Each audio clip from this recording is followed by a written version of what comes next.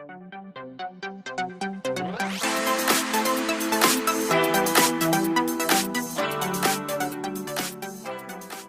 yeah, we're about to start. All the makeup is set.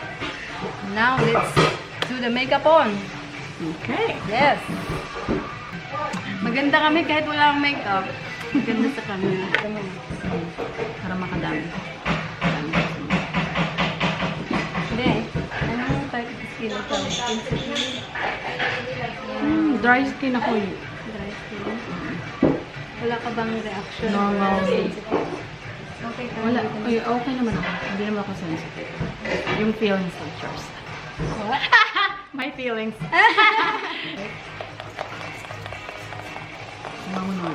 My magic wand.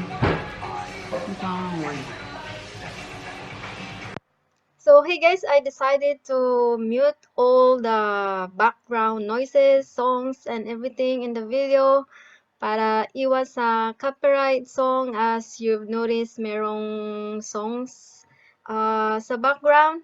So yeah, right here I applied face moisturizer, but before that, earlier in the video I apply or spray MAC Prep and Prime to hydrate her face. Meron ka bang makeup na gusto mo nangyari sa buhay mo? Ha? Ang wish mo na makeup? Ano, Bahala na ako. gusto? Oh, bahala ka na. Kahit ano yun. Bahala na ako basta ma-transform kita. Transform. So here I primed her face using a Sports Girl face primer. Primer is a must when I do makeup because primer helps to prolong the makeup and smoothen out the face. Para siyang may velvet na texture when you apply the products.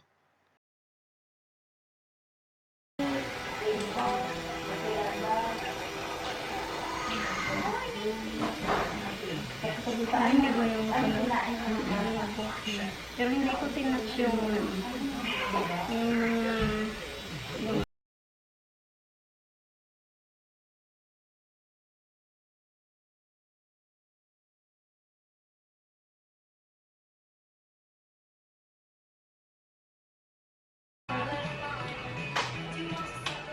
dry na siya, okay.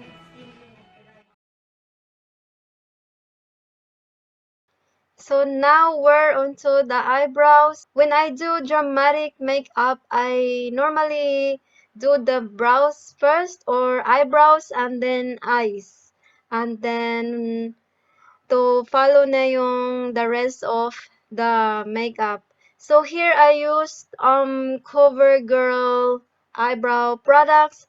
Ang shade, I will put it on the screen because I don't have the products here with me, and that's the husband. Yeah. So, when I do eyebrows, pina-follow ko lang yung outline ng kanyang original eyebrows. I don't really touch anything or change the shape of the brows para hindi naman magmukhang kakaiba yung itsura niya. So, I leave it as is. Nilalagyan ko lang talaga ng product ang kanyang eyebrows. And here, I'm measuring it like so. Yeah, and then after applying the eyebrow products, I normally carve out the eyebrow shape using a concealer.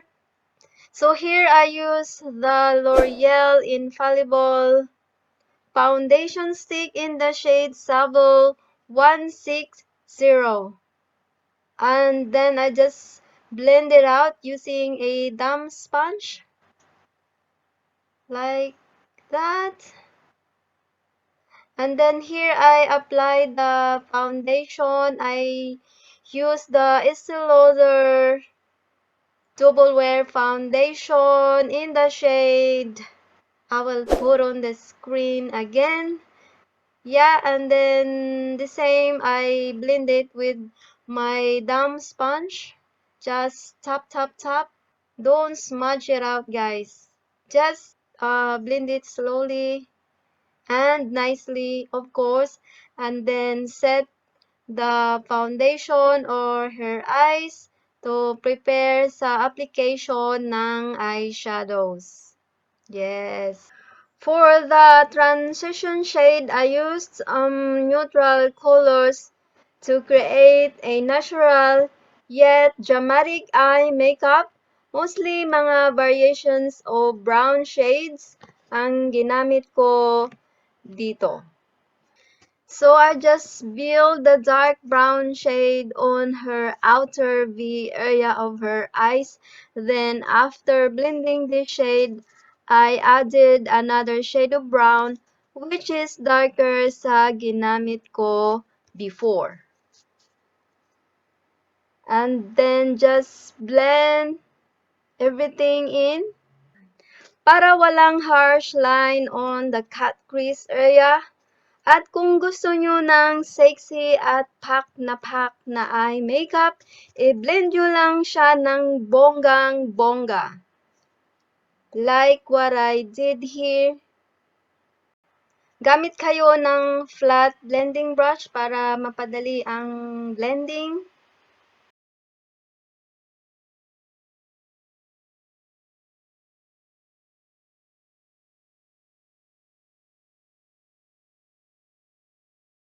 Ayan, kino-close up ko na para makita nyo siya. So that's how I blend the eyeshadow. Blend it.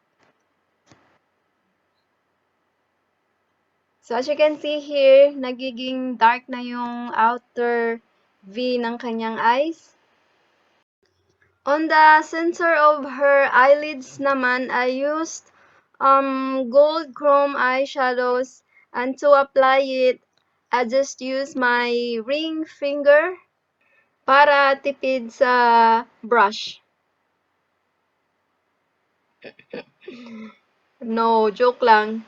Para magkaroon ng metallic and chromey effect sa kanyang eyelids. Yun guys, kaya finger ang ginamit ko. Alright, moving to her face. So here I color correct her under eyes para mawala ang mga eye bags or mga dark circles. And then I blended. Oops, ang bilis ng edit ko. So, dito na tayo now sa foundation. So, here I use the Estee Lauder Doublewear foundation. Again, the shade will be flash on the screen. And then, I blend it using my dumb sponge again. You can use a brush naman if you're not used to using a dumb sponge. Depend on where you're comfortable with of how you apply your foundation. So there is option. You can use a brush than the sponge.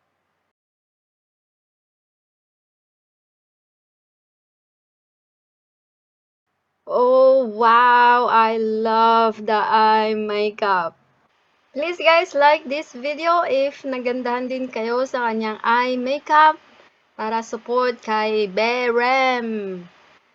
So, yes, so here I clean up the edges of her outer V para magkaroon ng cat eye shape ang kanyang eyelids or mata. And then, now, concealer na tayo. Here, I use the Maybelline Fit Me Concealer in the shade number 20 or Sand. And then, again, I use my dumb sponge to blend the concealer in. Yeah.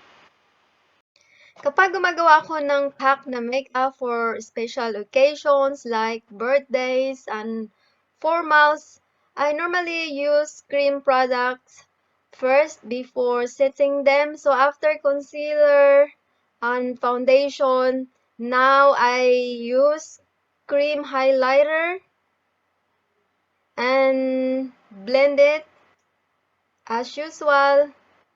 Blend the product in para walang harsh line. And then after this, I use cream contour to contour her face. So, as you can see in the video, para siyang dark, but later guys, once I blend the product, magiging lighter na yung cream contour. So here, i-tap nyo lang yung sponge. As you've noticed, iba na yung sponge na ginamit ko on this clip para hindi ma-disturb yung mga product na nilagay natin before. At when you're working on the face, you need bigger sponge kasi kanina for under eyes kasi yon. Yes.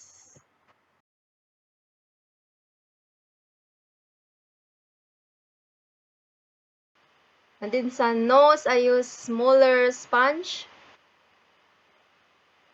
Kasi very delicate ang nose area. And then now, this is the time where I'm going to set everything. So here I use Essence Pressed Powder, my favorite pressed powder. Available sa Priceline kung gusto nyong bumili ng pressed powder. Yes. Kapag mag-blush ka, umpisahan mo sa likod instead of the front. Because if you like napadami siya, hindi dito magmukhang clown. Dito pa magmukhang clown. So from here, gano'n. Then this way. Yeah, gano'n.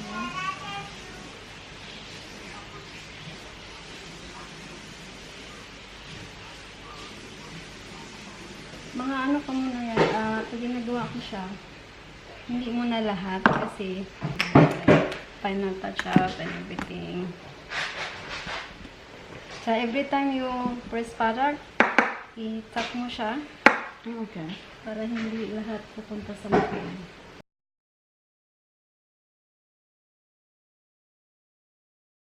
Panuulin ko nga ito para matuto siya. So, napansin nyo dito yung medyo dark para ma-pronounce yung cheekbone mo. Oo. See, kita mo da? Nagbigan natin. Tsaka maganda talaga pag tamang brushes yung mga ginagamit. Sabi, oh be, nag-diet ka isang linggo be.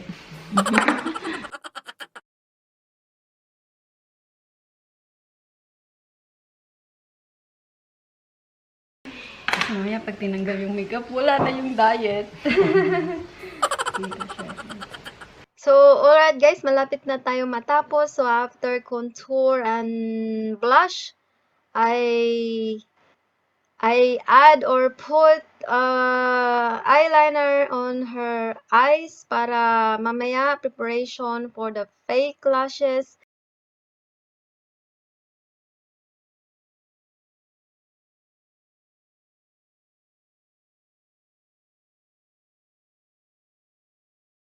Sige, tapos ko na.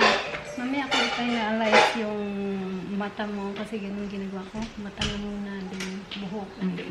Now, nakabis na po ang ating birthday celebrant and I did her hair off cam. As you can see, nakaayos na siya and then now I'm working her lower lash line using same product na ginamit ko sa kanyang mata kanina. Para maging dramatic more ang kanyang eyes, lagyan nyo lang ng eyeshadow ang kanyang lower lash line. Halfway lang yung dark and then yung other half, malapit sa inner corner, gumamit kayo ng lighter shade na eyeshadow para mag-open up yung kanyang mata or maging wide awake through the night sa kanyang party.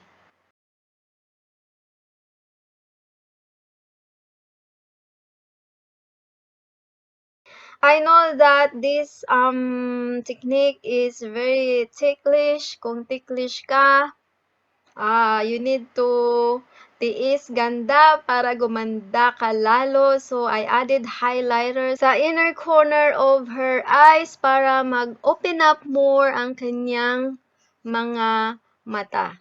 Kapag dramatic eyes yung eye look na ginawa nyo, make sure yung blush niya is minimal lang para yung focus ng kanyang makeup look ay nasa mata lang.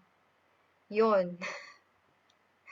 And of course, nose contour is a must, lalo na sa mga noipy na ilong na katulad natin. Yeah. Guys, this video is a full makeup transformation kasi maraming nagtatanong sa akin about how to do makeup and ayaw nila kasi nang kinakat yung video. So, this is a full makeup transformation and I explain it in Taglish para maintindihan nyo kung ano yung ginagawa ko. And if you are here watching and you learn something from this tutorial, please comment down below para alam ko naman na meron kayong na pick up or natutunan sa video na to. Right. So, malapit na talaga tayo matapos. Here, mascara na tayo. And before mascara, kailangan natin i-curl ang mga lashes para magiging curly ang kanyang lashes. And then, apply mascara. When you apply mascara, ask her to look down and i-pull nyo konti ang kanyang eyelids para hindi mapunta somewhere yung mga mascara. And if you haven't tried to apply fake lashes yet, all you have to do is apply the glue to the fake lashes and then wait it until maging tacky siya.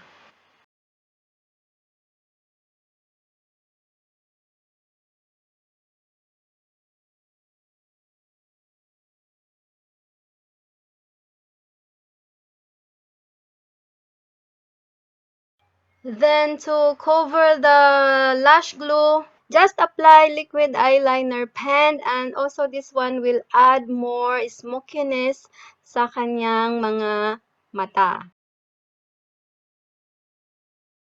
So now we're onto the lips. So first you need to line her lips using a lip liner that matches to her eyes.